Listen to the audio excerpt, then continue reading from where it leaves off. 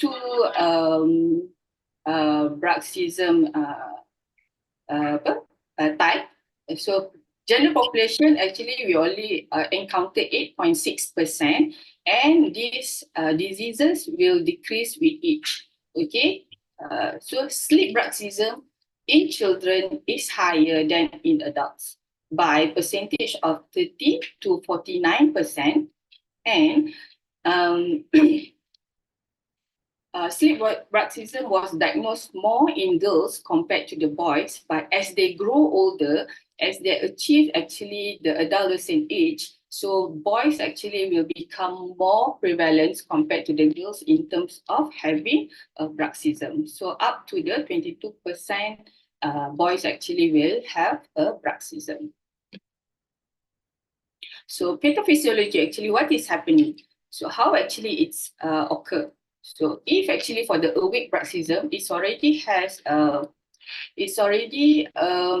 a parafunctional oral activity problems. So it characterized by a prolonged contraction of the masticatory muscle because of the certain issue like a well-known actually medical diseases or brain injury, um,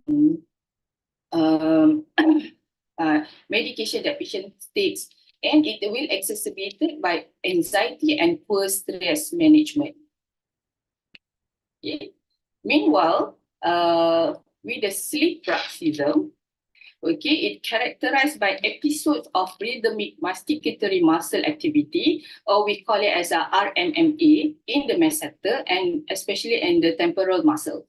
So it reveals by the electromyographic recordings made during sleep. So during sleep, this RMMA is more common in patients with sleep bruxism by 80% compared to the normal patient with normal subject, which is only about 60%.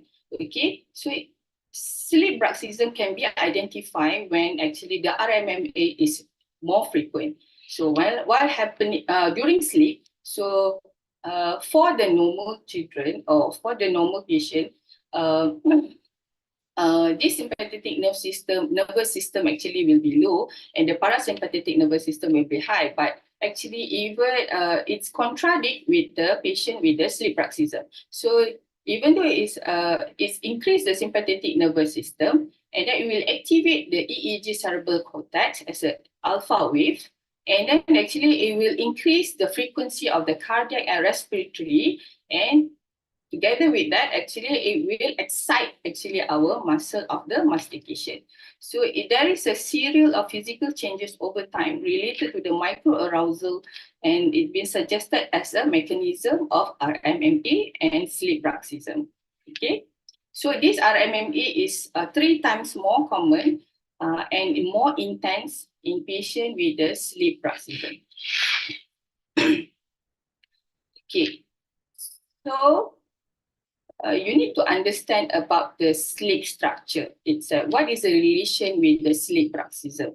So sleep cycle can be divided into 3 to 5 cycles, usually consisting one cycle with non-RM, which is rapid eye movement, and another cycle is the rapid eye movement. So considering the sleep structure, sleep bruxism occurs in the light sleep stage, which is a non-REM sleep. Okay, even both adults and children. But occasionally, only less than 10% actually will have sleep bruxism during the REM sleep. Okay, during this phase, a cessation of sleep arousal, so macam kita macam mengigau macam tu kan, okay, which facilitate the muscle activity of the jaw, the legs, and other muscle. Okay, so it will resulting actually patient not go into the very deep sleep. During that time, actually the activity is happening. So the teeth grindings happen during that time. It's a rhythmic, cyclical pattern during a night sleep. Usually night sleep bruxism occurs at least actually about 2 seconds every cycle. So, and then after that, within the 8 hours of sleep, usually because it is a very short cycle, you only actually get, if you accumulated, you only get this bruxism about 8 to 10 minutes of decline cumulatively in that 8 hours of sleeping. Okay. etiology of the bruxism. It's uncertain, it's controversial because it's considered as a complex and multifactorial. Okay. First factor actually is a physical factor of the oral cavity itself, including if there is a presence of the nasal obstruction, tonsillar hypertrophy, even actually restricted tongue mobility or ankyloglossia may have a synergistic relationship with the occurrence of especially the sleep bruxism, because the conformation of the oral cavity itself actually is already disturbed. Next one is a psychological factor. Yes. Stress and anxiety already increase muscle tones and occurrence of the tension headache. And then there is some sort of the certain personality traits towards neuroticism. It's like you're getting more anxious, you're getting more stressful by yourself. Okay, this one also can cause the bruxism. Okay, children with hyperkinetic means that there is parasomnia, somnolence, bedwetting, nightmare, fear of the dark, very active. Or children with the attention deficit disorder, they tend actually to release the tension accumulated during the day through the chronic bruxism, especially during sleep. Okay. Another one actually factor is the genetics. So your brain itself actually have some sort of the certain hyperexcitability due to disturbances in GABAergic and glutamatergic system of brain. So it related to the serotonergic neurotransmission. Whenever actually your brain actually supposed to rest, but it doesn't rest. So actually it keep actually giving some sort of the stimulation, especially to your muscle of the mastication to grind. Okay, to chew.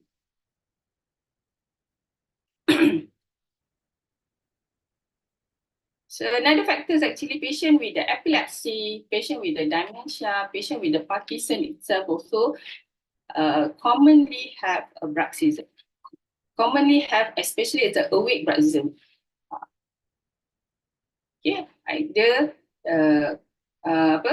dia akan senang akan dapat memang akan ada bruxism, especially even though during awake time. And certain medication also, such as a selective serotonin, norepinephrine, reuptake inhibitors, antipsychotics, ecstasy, amphetamines, nicotine and alcohol. This one more towards adult lah, even though actually certain children also will take this kind of the medication. So this medication will excite your muscle of mastication. Okay, how to diagnose the bruxism? American Academy of Sleep Medicine already line up how actually clinical diagnosis criteria for especially the sleep bruxism. Okay, as shown in the table, you need actually to have from patient so patient need to have patient, parents or sibling report of the occurrence of the tooth grinding sound during sleep for at least 3 to 5 nights per week in the last 3 to 6 months. Together with that, patient has abnormal tooth wear, hypertrophy of the masseter muscle on the voluntary forceful clenching, discomfort, fatigue, pain in the jaw or muscle, transient morning jaw muscle pain and headache. Okay, it's not like a together must have everything actually to diagnose as a sleep bruxism or bruxism itself. So the minimum criteria for the diagnosis is definitely you need to have a tooth grinding or clenching while sleeping, one or more of the following, either abnormal wound or wanted bruxism related sound and mandible muscle discomfort. Okay. The questionnaire actually question that you have to ask towards the patient, either anyone hurts you grinding for your teeth at night, ni boleh dapat daripada parents lah. So maksudnya you kena kalau children actually very small one, you can ask the parents, or actually adult children more older, you can ask the the patient itself. Okay. Has anyone heard your grinding your teeth at night? Is there any jaw fatigue or soreness during after you wake up from the bed? Is there any teeth or gums soreness after you wake up from the bed? Do you experience any temporal headache? Or anyone actually aware that you're grinding your teeth, either during the day or during the night? Okay, and clinical manifestation of the bruxism is presence of the tooth wear, presence of the masseter muscle hypertrophy, complaint of the muscle discomfort, fatigue or stiffness, tooth or teeth hypersensitivity towards the cold, air and liquid, or tongue or cheek indentation. Okay, so another things to diagnose patient have a bruxism, definitely patient need to do a polysomnography or sleep study. So during this sleep study, so you're going actually to record by visual and by audio what is happening during patient sleeping. Okay, so they're going actually to see how actually the activity, the brain activity, how patient breathing during sleeping, and then there is actually they're going to monitor the muscle movement. Together with that, they're going to record any snoring, any clenching, or any grinding sound. Okay. Okay. So there is another device actually. I don't think actually this one is available in Malaysia, but it's good actually to know there is a device, we call it as a bite strip. So this bite strip actually device, actually we're going to put on the muscle of the mastication, especially on the masseter, as shown in the picture lah. So if this device actually will measure and will know how much actually you're grinding your teeth. So there will be a indicator on the bite strip itself. So while actually patient have a very low sleep bruxism, up to 30 events considered as a low bruxism. 31 to 60 event will go to the mild sleep bruxism. 61 to 100 going to be a moderate sleep bruxism. More than 100 actually is going to be a severe sleep bruxism. Okay, so after you diagnose, you're going to grading the bruxism. Okay, so first one is a possible bruxism. It's based on the self-report itself, or either actually you're going to ask the parents or the children or the patient itself, and or with the clinical examination. Okay. Probable bruxism, another grade is based on the self-report together with the inspection of the clinical examination. Right. And definite bruxism definitely has a bruxism if you already performed the self-report, clinical examination, and there is evidence from the polysomnographic recording, either audio or video recordings.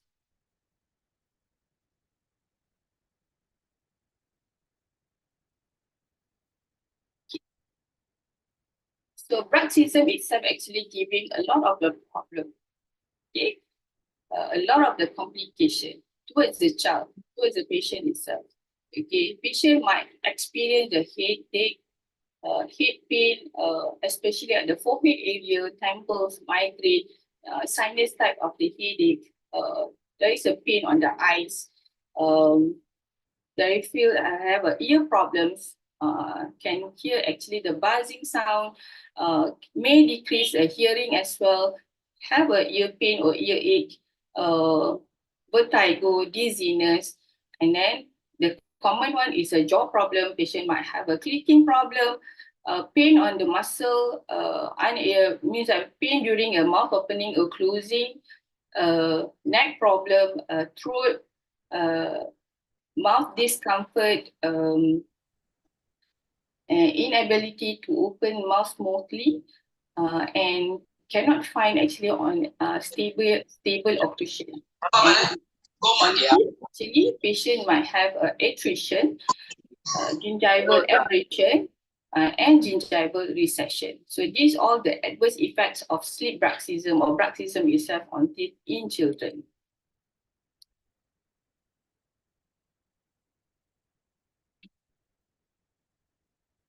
Okay, this is the topic today. When to worry? When to worry? With patient has children has a teeth grinding or bruxism. So it is definitely is a controversial issue. So a lot of the studies shows actually children bruxing or not, they're definitely actually undergoing the physiological wear. This one actually is to allow the growth is happening towards the child. So okay, so it's this incidence of the bruxism is by age. So most of the time it will not exhibit in adolescent. So that's where we as a clinician not to worry and to have need to reassure the parents not to worry at the moment. So basically the main thing actually to do is wait and watch, because it's a self-limiting condition which does not progress to the adulthood. But even though to wait and watch, definitely when the damage is severe, means that the intensity of the bruxism is become more, or the frequency become more, or the damage is become more severe. So when the habit persists, so the treatment is become mandatory. Okay, so clinician need to aware and to monitor all these complication. So along the way, patient might have this kind of the problem and then become severe. So that's where you need actually to intervene or to treat this patient. Okay. So for the management, there's a lot of the management actually. So it's become there's no one management actually will fit or will treat this condition. So it will involve various type of the management, because the factor itself actually the etiology itself will become multifactorial. So the management also will involve a lot of the clinician, a lot of the type. Okay. So first of all, actually, the screening by the dental profession. So you yourself actually need to do a clinical interview, do a proper assessment and evaluation regarding the severity or the problem from the patient. Problem from the patient, and have to do a relevant investigation. The best actually to do the polysomnography, but others actually is including the clinical investigation, if like OPG, like any X-rays like that. And you as a clinician also has a responsible to identify the early risk factor. Example, the malampati, the micronectia, the tongue indentation. Actually, patient have a nasal obstruction. So all this one actually you need to identify, and this patient may need actually proper referral to the other clinics, actually medical clinics such as a ENT, orthodontist, will help actually in terms of management patient with the bruxism. Okay, different management strategies of the bruxism will involve the behavior management, the occlusal approach, and pharmacological approach. There's a novel thing actually. Another approach is a biofeedback approach.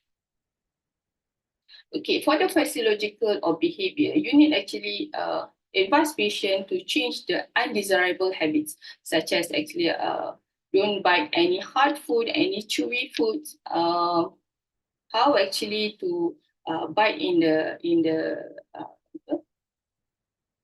manners actually you can bite dua-dua belah gigi, don't bite actually on the one side only, and then if you know actually the point actually that you have pain, actually you must relax, and then stress management. So you need to have a good sleep time, good stress management, you need actually to learn how actually breathing technique and etc. For your stress management, and together with that, has a healthier lifestyle, a part of the management of the bruxism. Okay, other than that, you also can suggest actually patient to do a physiotherapy, such as a kinesiotherapy, massage, infrared therapy, or low-level laser therapy. Even though actually in children, definitely actually is going to be benefit the children if you can do this kind of the therapy just to reduce the bruxism problem or severity. Okay, another technique actually can treat the bruxism itself is acupuncture. So this one actually it's proven actually to reduce in the activity of the masseter and anterior temporal muscles, and it may help in terms of relaxing also and reducing the anxiety of the patient. So once actually patient is less anxiety, less stress, and less excitement towards their muscle, actually the bruxism problem will be solved. Okay, so for the clinician, definitely we're going to intervene by the occlusal spleen. So this occlusal spleen you can wear during sleep, and the recommended thickness is about 1 to 3 millimeter thickness. So this occlusal spleen, the aim is to reduce the muscle activity and provide comfort, and to protect teeth against pathological attraction and abrasion. But there is a contradiction, or there is an idea actually, if actually you give the occlusal spleen is too early, it may disturb alveolar bone growth, and then it may disturb later patient punya, can develop the malocclusion, or can develop the skeletal problem towards the patient. Okay, so this is the type actually spleen that you can provide to the patient. So it's partial occlusal contact. This one is for, we call it as a relaxation spleen, or full occlusal contact in retruded position is a stabilizing spleen. Just actually to stabilize where is the position, the correct position of the jaw, to make it your muscle of the mastication also in the correct position. Okay, and full occlusal contact in protrusion. Okay, this one we call anterior repositioning spleen. I'm not going to explain more about spleen now. Okay, so basically we have for occlusal spleen, we have two types of spleen, either soft spleen or hard spleen. Between that 1 to 3 mm also, one definitely is going to be a soft one. The more means that more thick is become more stiffer and will become more hard. Okay, so what is which one is better, soft spleen or hard spleen? Okay, so back in 1987, Okesson said that hard spleen reduce muscle activity by 80% of cases, in 80% of cases, and soft spleen will increase the muscle activity in 50% of cases. In 2015, both forms of spleen, studies show both forms of spleen, no differences. Both actually improve TMJ symptoms, but soft spleen actually exhibits superior result after 4 months of use. Okay, there is another contradiction. Even though each type of spleen has advantages and disadvantages, memang tak akan ada evidence actually one type of spleen is most effective or better. So spleens do not predictably reduce bruxism. The differences between individuals upon wearing it. So it depends. Ada orang suka, ada kanak-kanak suka yang soft spleen, ada kanak-kanak suka yang hard spleen.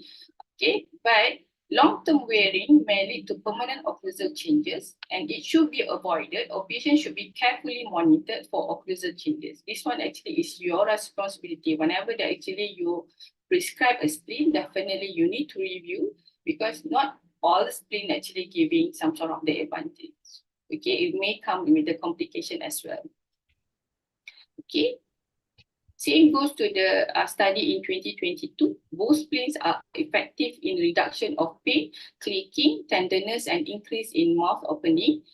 Soft splint therapy results in earlier improvement of some TMD symptoms, but hard splint give better result in MAPD and myofunctional myofascial pain disorder syndrome, and this derangement than soft splint. Okay, so soft splint is actually soft splint itself like a chewing gum. So jaw naturally wants to chew anything that is soft. That's why actually some studies say that it will amplify the occurrence and the severity of the bruxism. Kita rasa macam kita nak benda lembut, kita rasa macam kita lagi nak gigit benda tu, kita lagi rasa nak kunyah benda tu, okay? Even though it provide the protection of the teeth, but it still engage the jaw muscle that we wanted to disengage or to lessen the severity. So for the soft splint, most of it recommended to the patient with the mild bruxism or have a problem with a clenching only. Even though for the awake bruxism, contoh macam you stress pun, you suka clench. So this one actually is recommended for you. It's a soft occlusal splint. Okay, but for the hard splint, so it's proven actually it's encouraged the lower teeth to move freely if a grinding motion is present, and it reduces the need for the muscle to engage. So bila muscle tak engage, you tak akan ada stimulus untuk you proceed with the grinding. So it recommended to a patient or children with a severe bruxism. Okay.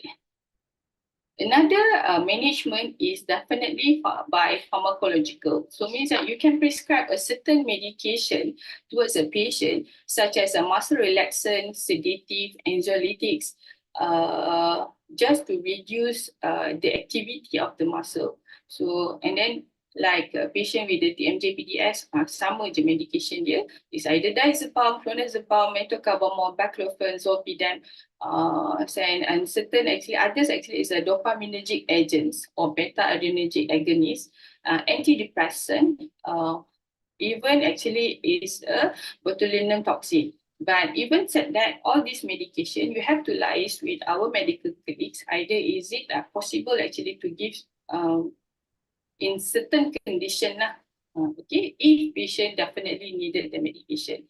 So study already proven all these kind of the medication will help in terms of reducing the severity of the bruxism.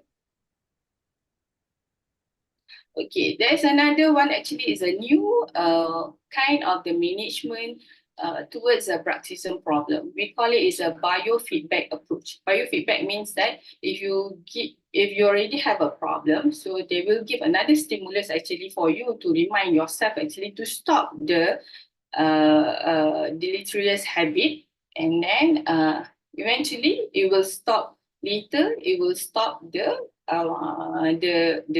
behavior itself. So is a measurable behavior such as a muscle activity, clenching or grinding teeth. So you detect, so you have actually there is a sensor or process muscle activity. There is a device actually to detect this kind of the problem. So it will generate the feedback. So it will give actually your body actually will recognize actually you need to stop this behavior. So you yourself actually will change the behavior.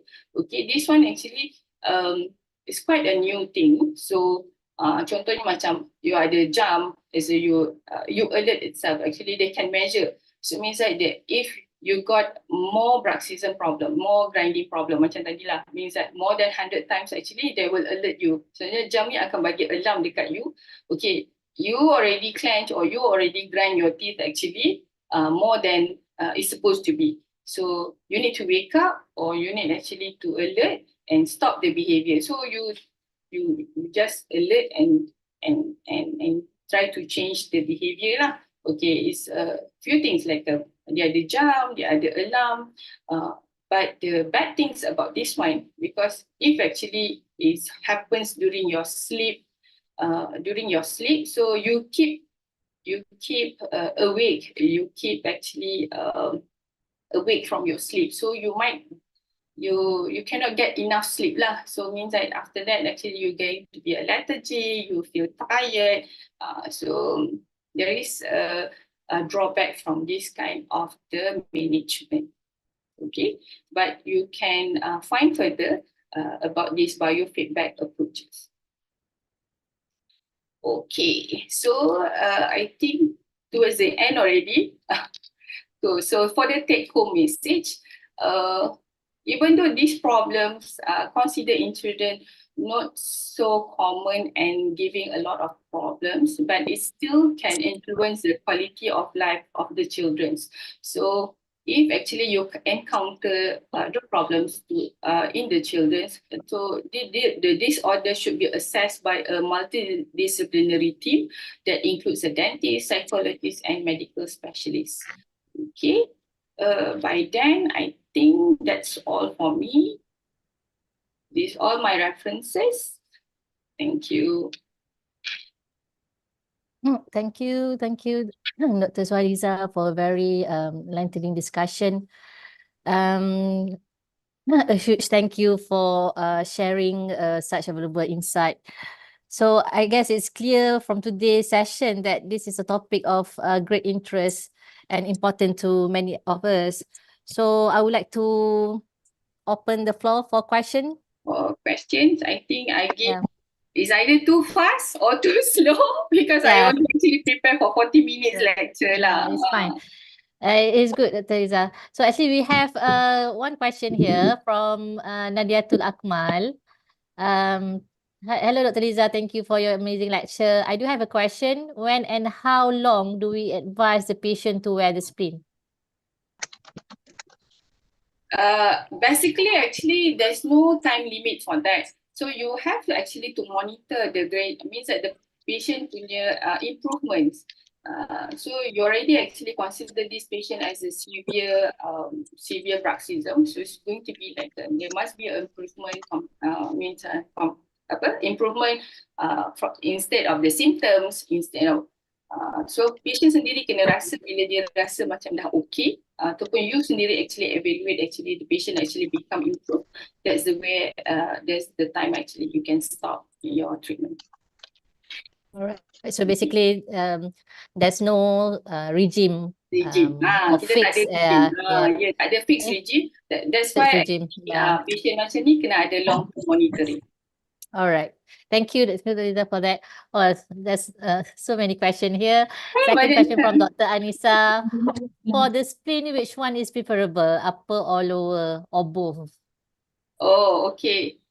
Commonly, we use actually upper splint because upper splint is more kalau untuk children, better upper splint lah. Sebab upper splint, even though actually you're not covering all the palates, but it's still, in terms of the retention, is better compared to the lower one.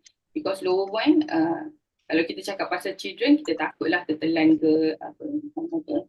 It's going to be like a swallow lah. But usually we're going to put on the upper. All right. I hope it's clear for Dr. Anissa. There's another question from Dr. Eunice. Good afternoon, Dr. Liza. What kind of restoration would you recommend for a treated teeth? What kind of restoration? Restoration? Yeah. Okay.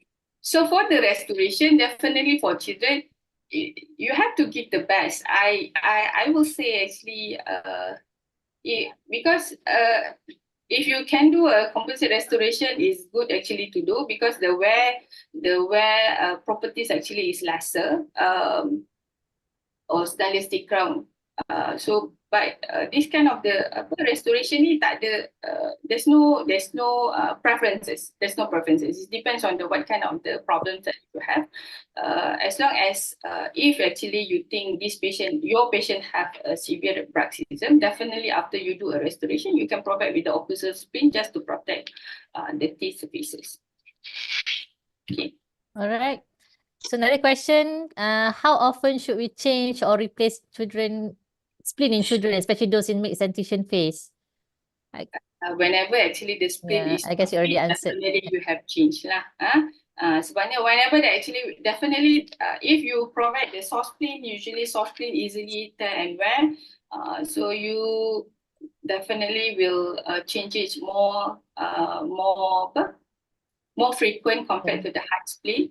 But whenever actually it doesn't fit because of the eruption of the other permanent dentition, definitely you have to change. All right. So there's another question on physiotherapy that you mentioned just now. Can you explain more about physiotherapy part, like how to do it, so that they can educate patient about it? Physiotherapy itself, just like a patient have a TMJ PDS problem lah. Okay, so means that you have actually to limit the mouth opening, closing, don't buy any hard food. Apa? You can use actually the cold therapy and hot towel therapy just actually to reduce the soreness of your muscle. Exercising more means that if actually you have a deviation of the jaw, you have actually to do the exercise actually in front of the mirror, how to open and mouth closing, where is the limit of the mouth opening. I think there is, if I'm not mistaken, the MJPDS itself, there is a pamphlet actually how to do this kind of the muscle or physiotherapy. Benda tu nanti I boleh share later kot. Yeah. I guess it's like your TMJ PDS. Yeah, dia sama. Sebab dia problem dia actually because of this physiotherapy, it will cause actually the TMJ problem. So whenever actually you have this kind of the problem, the therapy itself almost the same with the TMJ PDS. Nanti kalau berminat nanti boleh DM I and then I will give the pamphlet lah kot. All right, thank you, Teresa. Another question: what is the preferable thickness of the occlusal spleen for both soft and hard spleen? I will say about I will talk about my experience. So in my clinics actually is only about available actually is a 1.8 and 2.5 mm of the thermoplastic spleen. So 1.8 will become softer, 2.5 will become more harder. Okay, more rigid lah. So kat klinik I ada dua je, 1.8 and 2.5. And then there is following the guideline also is about 1 to 3 mm thickness lah. So just enough actually to disengage. If you remember actually our space of space is about 1 to 3 mm je. So you punya thickness of spleen also just enough actually to disengage your muscle of the mastication. Okay, about 1 to 3 mm. All right, I hope it's clear. For there's no name here. Another question is from Dr. Atina. Thank you for the lecture. How often should we review the patient when the patient is wearing spleen? Okay, if patient wearing spleen, definitely in the early stage, you have to monitor the symptom lah. So I will say actually about 1 month, every 1 month review. So once actually the symptom is become lesser, you can actually prolong your review session. So you just need to monitor and based on the symptom. Yes. All right. So definitely you need to know either your treatment is working or not. So once actually you initial phase of your prescribing the spleen is about 2 weeks or one month, definitely you have to review before. All right. So there's another question. I think last two questions regards to the medication. So they're asking about the dosage of medication. What about the dosage for PIDS? Can we prescribe to PIDS or we better consult PIDS specialist first? I will say, from my experience, very rare actually I'm prescribing this kind of the medication towards a very young child because as I said, these problems of the bruxism will decrease by age. So towards the adolescent, the problems will become lesser or reduced. Okay, so from my experience, I tak pernah lagi prescribe any drugs yang in a young child. But if you want, definitely you can actually discuss with our pediatric colleagues to know are they able to give medication or not. Okay. Right. So there's another question. I think you already answered it. Your personal experience with muscle relaxant used in young children with bruxism. Are there any adverse effect? of this group of drugs, then I personally tak pernah bagi lagi towards in very young children lah, sebab for me the problem itself actually not so severe until I can give I need to give medication. all right. Thank you, Dr. Liza. Is there any other questions? But Liza, you mentioned about treatment option just now, including acupuncture. Let's say, I mean, in a clinic, let's say patient opt to try the acupuncture. Would it be available in KKM, or you have to refer? I mean, I guess KKM also they have the, what you call that? I mean, they have the acupuncture. I think Yeah, rehabilitation department akan yeah. ada juga acupuncture. So definitely we can refer to them actually because I don't know actually they have in the KKM or not, but they themselves actually will do the acupuncture for other problems. So definitely they can actually help you in terms of where to go if you want to do the acupuncture treatment. All right. And about the treatment option, okay, Soalan please. tu. Yeah. Yes, please. Dr. Liza, Bibah ni, saya nak tanya doktor, actually kalau patient yang macam CP semua tu kan sometimes we need to, dia ada attrition kan, because of behavior tu. So, Betul. example in patient with CP, tapi kita extract most of the teeth, kan? So, macam mana kita nak, macam sometimes dia punya retention dia quite poor. So, how do you actually maintain it in the mouth? Thank you. This one I based on the experience memang susah sangat. It's very difficult actually to do kind of the retention towards this kind of patient. So basically I will engage dengan technician. Memang kita kena buat in terms of interdental tu a little bit more in retention towards the interdental if you have. And I will give some sort of the towards the hard spleen lah compared to the soft spleen, because soft spleen nanti akan lagi senang wear. And then because of this kind of the patient epilepsy semua, so kita memang akan letak flossing lah, just actually to tie the occlusal spleen towards extraoral structure lah. So I selalu buat macam tu je lah.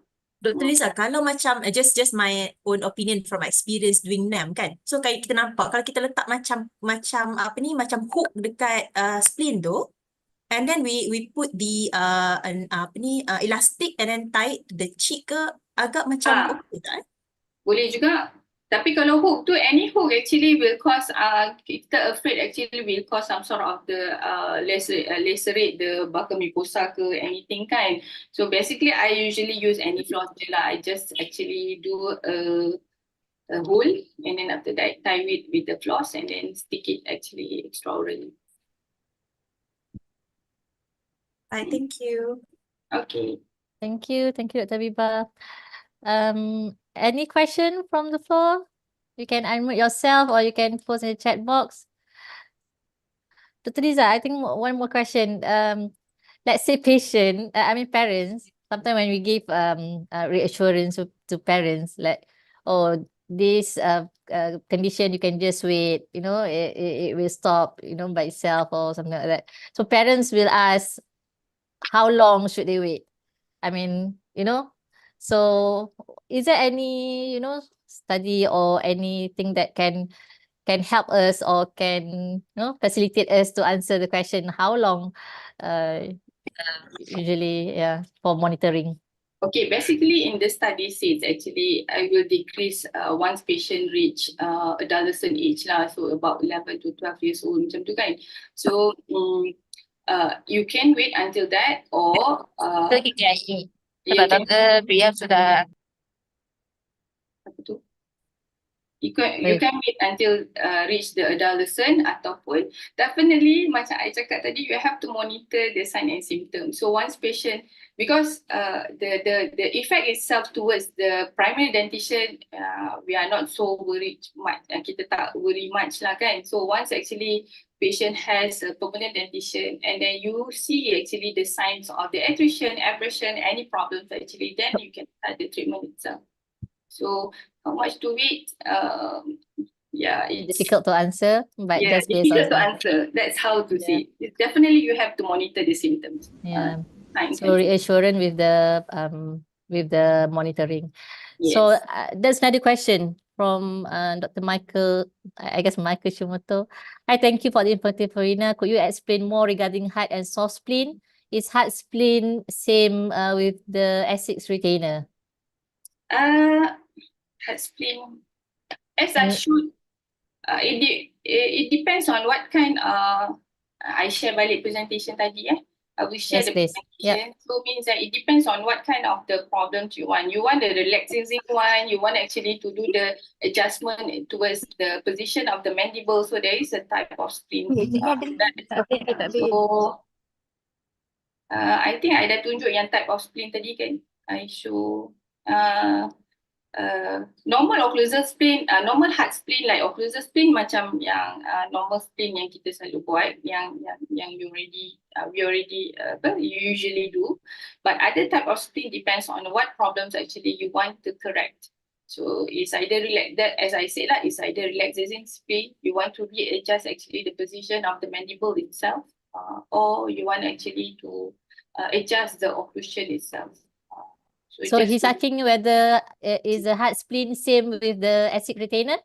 Acid retainer macam retainer lah. Yeah, kalau source hard spleen yang kita kata hard spleen occlusal spleen, yes, almost the same with the acid retainer. Alright. Is there any other question? Oh, dah masuk kereta. Yes, we have one more. Sekejap ya. Yes, please. Yes, please. Is it from YouTube, Biba?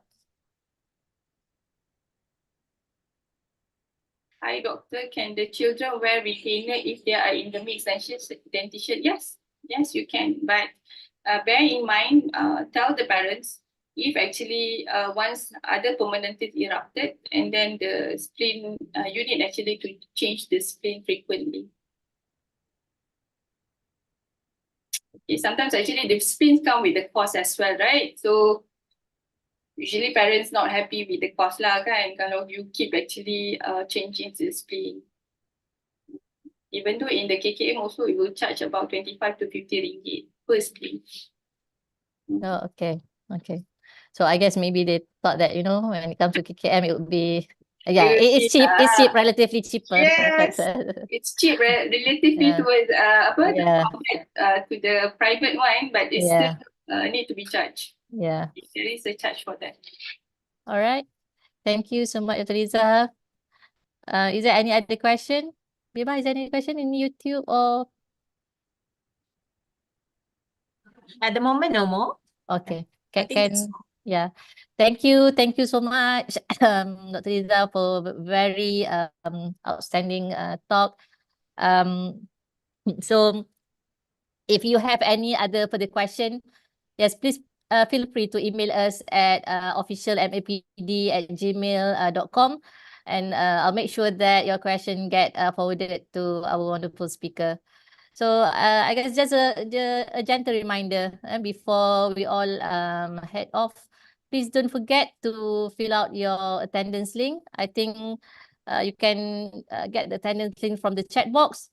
And I know everyone's eager to get their certificates. Sometimes we got DM in Instagram, asking about the certificate. Don't worry, we'll be sending them your way once they're approved by the CPD committee. Okay, please be patient, because nowadays to get the CPD approval will take sometimes. When we get the CPD approval, definitely we'll send the certificate to you, and sometimes will take 2-3 months for the CPD to be approved. Okay. And there's one question actually. Is it you want to answer one more last question or is it okay, Dr. Riza? We have 2 minutes. Okay, boleh. Apa soalan dia? What is the question? Excuse me. Question dekat chat box ke? Ke saya kena baca? Yes, dekat chat box ada from Samsung SMF731B. Is it this one? Hi doctor, if patient with mixed dentition wears spleen at night, will it affect the growth? That's Yes. yes, that's what actually yang I explained tadi. There is a controversial. They say that it will affect the growth, but that's why you have to weigh the risk and the benefit. Which one actually you want to treat? If actually the bruxism is severe, then definitely actually you have to give that split. You have to give with the conscious of you have to monitor. Okay. All right. So a big thank you to everyone who joined us today on Zoom and YouTube. I hope you enjoyed the talk and take away some valuable insight. Stay tuned for our next webinar, and don't forget to follow us on Instagram and Facebook for updates on upcoming topics and more. So wishing you all a fantastic day ahead. See you at the next webinar. Thank you. Bye-bye. Thank you, Anyone Dr. want to? Liza. I already put my email actually in the chat box. If you got any ada soalan lagi ke, whoever that want the pamphlet also please email me.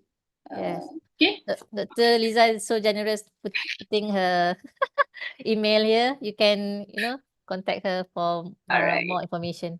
All right. Thank you, everyone. Thank you for joining us. Thank you.